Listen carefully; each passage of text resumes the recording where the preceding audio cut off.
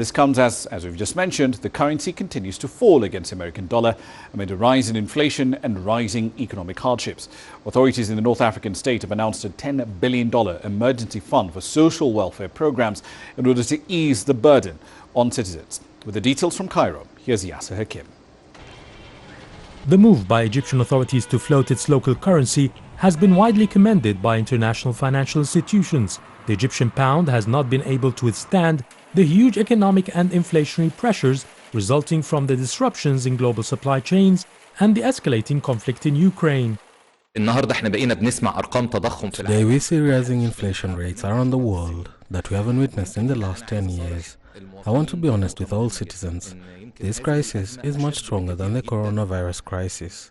The devaluation of the Egyptian pound has caused a frenzy amongst Egyptians as fears grow of price hikes of essential commodities, and Prime Minister Mustafa Madbouli has moved to ease those concerns. We all agree that the main priority now is to have economic stability, to guarantee the availability of all basic goods and food products, and ensure that jobs are not affected, and to have the resilience in the next period to deal with this crisis until it is over. The Prime Minister announced a close to $10 billion stimulus package to confront the inflationary effects of the global recession and its impact on Egyptians. A big portion of the fund will go into social safety nets and adding 450,000 poor families to the monthly cash payments program of Takaful and Karama. At the same time, Egyptian President Abdel Fattah el-Sisi has ordered the government to increase salaries and pensions for civil servants by an average 13% from April. And the raft of measures include raising the ceiling for income tax exemptions. These measures will help the citizen to be able to buy the basic products and services, especially now that they are paying higher due to the inflationary prices. The citizen pays for huge inflations because we import most of our products and services and is affected by the inflation abroad as well as the local inflation. These decisions will help Egyptians afford some of the main products.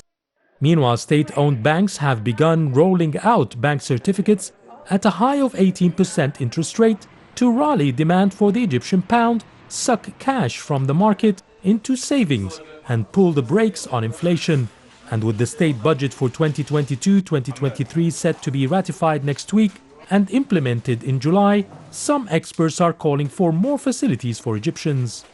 We need to adjust the new budget so that we can restructure expenses and accommodate subsidies. For instance, we can increase subsidies and postpone plans to increase electricity prices.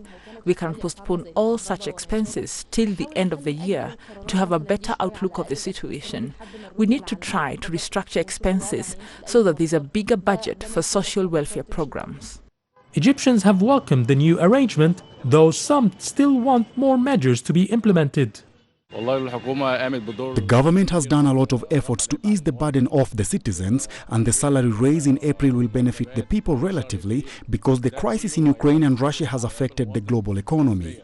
So we understand the role played by the government to help us. It's not enough. Why? As a man with a family, I don't only want a salary raise.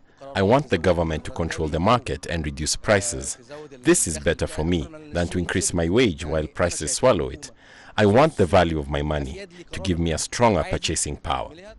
Officials have made it clear that it's a tough road ahead, but they're confident they will successfully ride out the storm like they did during the outbreak of COVID-19, when Egypt was one of only a handful of countries that posted positive growth rates during the pandemic.